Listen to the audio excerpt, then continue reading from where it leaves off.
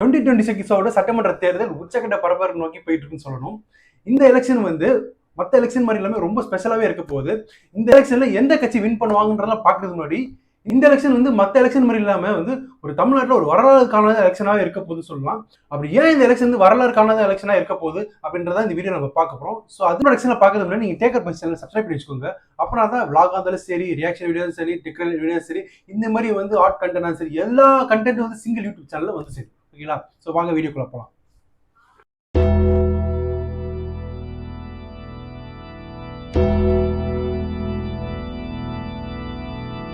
And நம்ம 2026 election வந்து நான் சொன்ன மாதிரியே வந்து ஒரு வரலாறு காணாத எலெக்ஷனாக தான் இருக்க போகுதுங்க.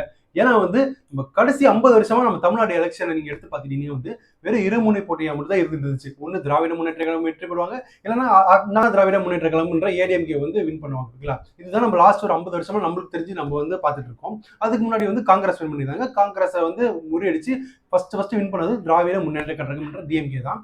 அண்ட் அதுக்கப்புறம் வந்து லேட்டரா வந்து ஏடிஎம்கே வந்து எம்ஜிஆர் கட்சி ஓபன் பண்ணி அப்புறம் டிஎம்கே வின் பண்ணி இந்த மாதிரி மாறி வந்து லாஸ்ட் 50 இயர்ஸா டிஎம்கே அண்ட் ஏடிஎம்கே ஒரு டாமினன்ஸ் மட்டும் தான் தமிழ்நாட்டில் இருந்துச்சுன்னு சொல்லலாம். ஆனால் இது 2026 சட்டமன்ற தேர்தல் வந்து வெறும் இந்த 2 முனை போட்டின்ற திமுக அதிமுக மட்டும் இருக்க போறது இல்லைங்க. புதுசா ஒரு கட்சியும் வந்திருக்கு. அண்ட் ஆல் சைடு பாத்தீங்கன்னா ஒரு 15 வருஷமா விவசாயிகளுக்கு குரல் கொடுத்து ஒரு தனி அடையாளம் படிச்ச ஒரு கட்சி இருக்கு.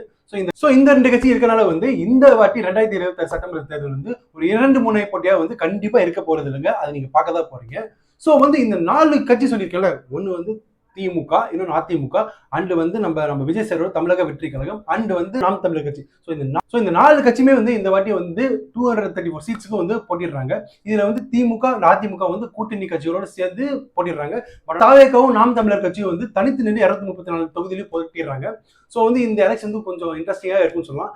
எப்படின்னா வந்து இந்த 4 கட்சி சொல்லியிருக்கலாம், இந்த 4 கட்சியில யார் ஆட்சி அமைச்சாலுமே வந்து ஒரு வரலாறு காணாத வின்னாதான் இருக்க போகுதுங்க. எப்படின்னா ஃபர்ஸ்ட் நம்ம டிஎம்கே சைட்ல இருந்து வரும். ஃபர்ஸ்ட் ஆஃப் ஆல் டிஎம்கேன்ற கட்சி வந்து 70 வருஷமா வந்து அமைப்புல இருக்கு. ஸோ இந்த கட்சி வந்து தொடர்ந்து 2 முறை ஜெயிச்சு ஆட்சி அமைச்சதே இல்லைங்க.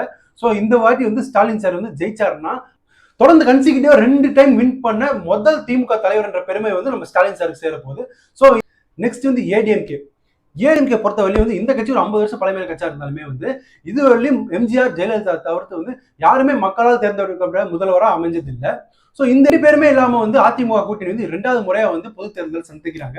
ஸோ இந்த வாட்டி எடப்பாடி பழனிசாமி வின் பண்ணாருன்னா அதிமுக எம்ஜிஆர் ஜெயலலிதாக்கு அடுத்து மக்களால் தேர்ந்தெடுக்கப்பட்ட முதலமைச்சர் என்ற பெருமை வந்து எடப்பாடி பழனிசாமி வந்து சேர்றதுனால இதுவே ஒரு ஹிஸ்டாரிக் வின்னா வந்து ஏடிஎம்கே அமையும்னு சொல்லப்படுது.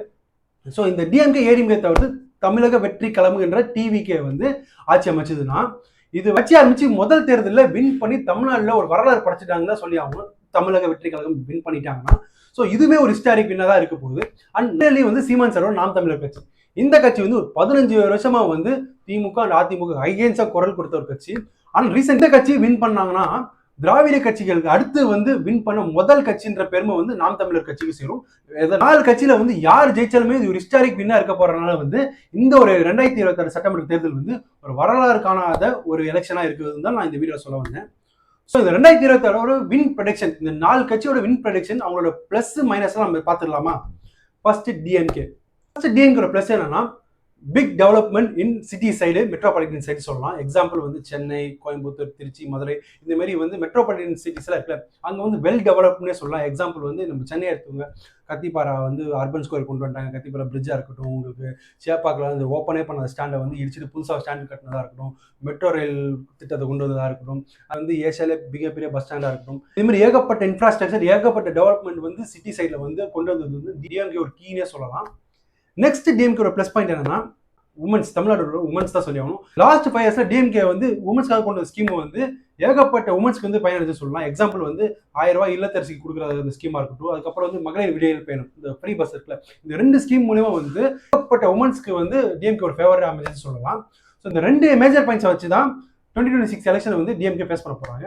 நெக்ஸ்ட் நம்ம ஏடிஎம்கே பார்த்துலாம்.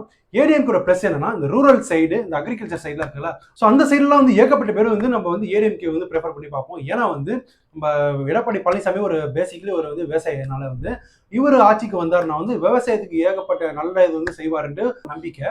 எக்ஸாம்பிள் எப்படின்னா உங்களுக்கு வந்து விவசாய கடன் தள்ளுபடியா இருக்கட்டும், அப்புறம் விவசாயிகளுக்கு இட ஒதுக்கீடா இருக்கட்டும், விவசாயிகள் நில உரிமையா இருக்கட்டும், இந்த மாதிரி விஷயம்லாம் வந்து வந்து எடப்பாடி பழனிசாமி வந்தாருன்னா பண்ணி கொடுப்பாருன்ற ஒரு ஆணித்தனமான நம்பிக்கை வந்து விவசாயிகள் மத்தியில் இருக்கனால வந்து எடப்பாடி பழனிசாமி வந்து ஃபார்மர் சைடு ரூரல் சைடில் வந்து ஸ்ட்ராங் பவர் வச்சிருக்காருன்னே சொல்லலாம். நெக்ஸ்ட் மேஜர் பாயிண்ட் எடப்பாடிக்கு என்னன்னா வந்து ஸ்டூடெண்ட்ஸ் ஸ்கூல் காலேஜில் ஓப்பன் பண்ணாமல் ஆன்லைனில் மட்டும் தான் கிளாஸ் வைக்கிற மாதிரி ஒரு சுச்சுவேஷன் அமைஞ்சுது.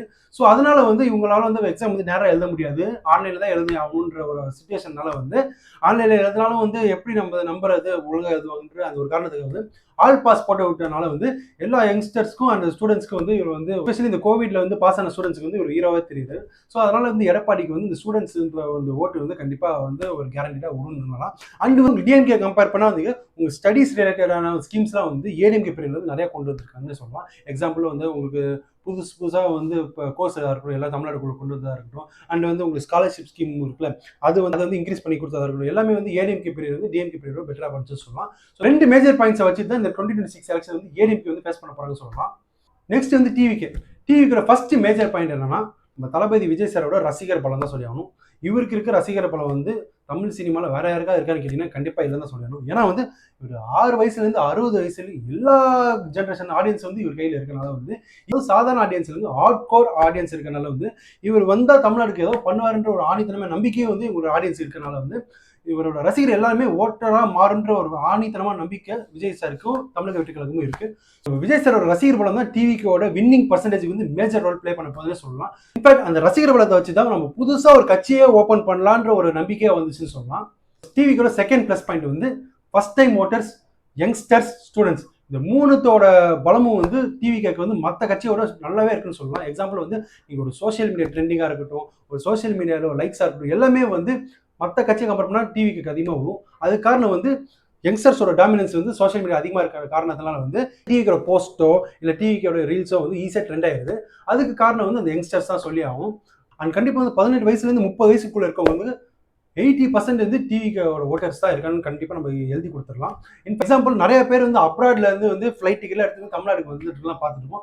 எதுக்கு நான் வந்து நம்ம விஜய் சார் சொன்ன அந்த ஒரே வார்த்தைக்காக இது ஒரு வரலாறு காணாத தேர்தலாக இருக்க போது கண்டிப்பாக ஸோ எல்லாருமே வந்து கண்டிப்பாக வந்து இந்த எலெக்ஷனை மிஸ் பண்ணாமல் கண்டிப்பாக ஓட்டு போட்டு போங்க எங்கே இருந்தாலும் சொன்னது காரணத்துக்காக வந்து ஏன்னா நம்ம தளபதி விஜய் சொல்லிட்டாருன்ட்டு நிறைய பேர் டிக்கெட் போட்டு அதே ரீல்ஸாக போடுறதா நம்ம நிறைய பார்த்துருப்போம்.